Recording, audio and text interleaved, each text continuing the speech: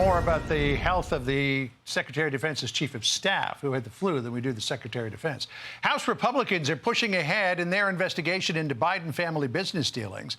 The House Oversight Committee just wrapped a closed-door deposition with Hunter Biden's art dealer, Georges Berge.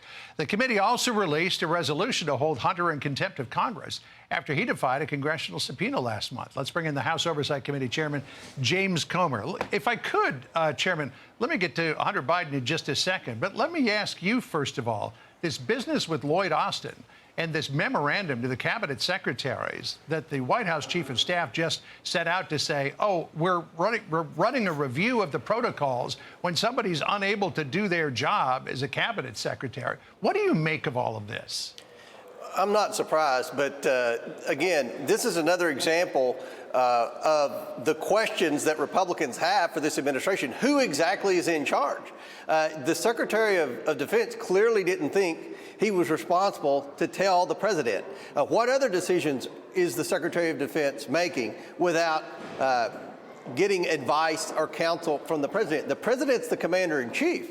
And this is just another example of the concern that we have that Joe Biden's not the one calling the shots.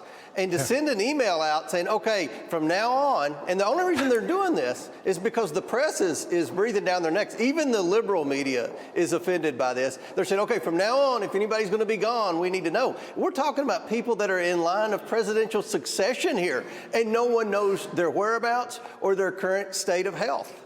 Yeah, and now because the Committee on Oversight has released a resolution to hold him in contempt of Congress. First of all, will that pass the full House, do you believe? And then, when it's passed on to the DOJ, do you believe that Merrick Garland will act on it?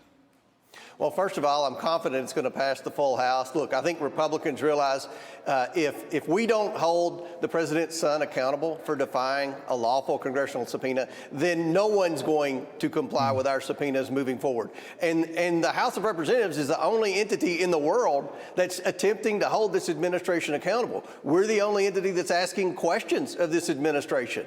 The media is certainly not doing that. House Oversight Committee is. And this administration continues to obstruct.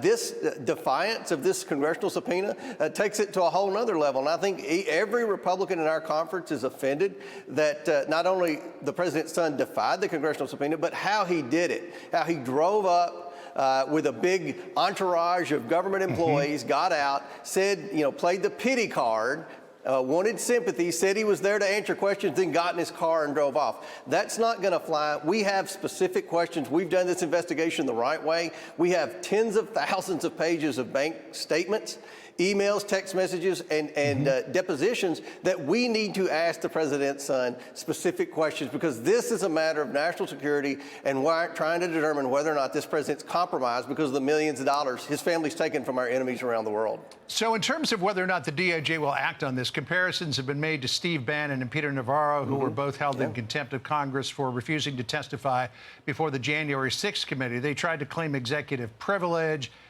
They were both charged. Navarro was actually handcuffed and frog-marched out of Reagan Airport. But again, they refused to cooperate at all. Hunter Biden refused to cooperate with subpoena for a deposition, but he says he'd be willing to testify before the full House in an open hearing. Do you think that will play into the DOJ's decision whether or not to charge?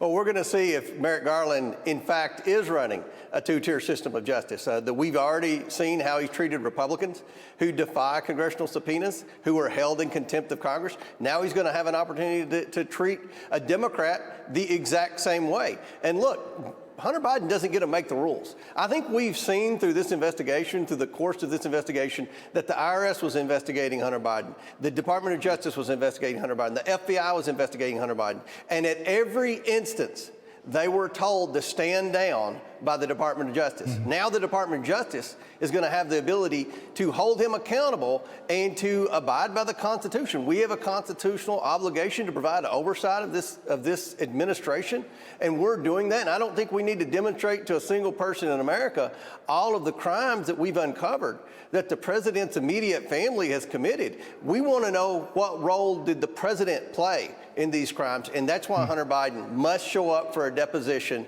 and answer a lot of questions that we have throughout the course of this investigation.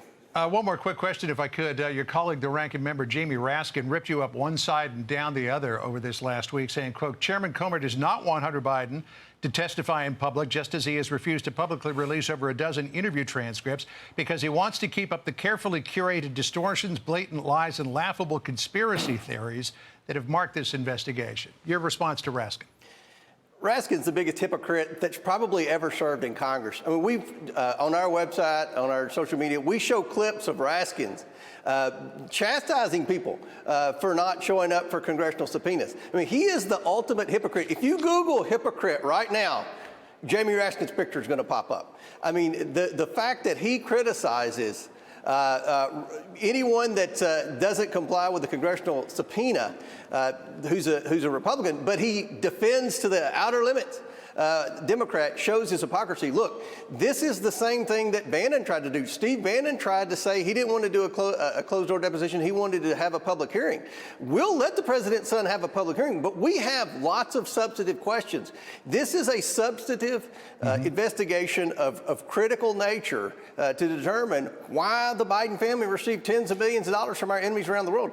I think the American people have spoken. They want to know answers. What did the Bidens do to receive this money? It's not a complicated question, yet no one in the administration has answered that yet.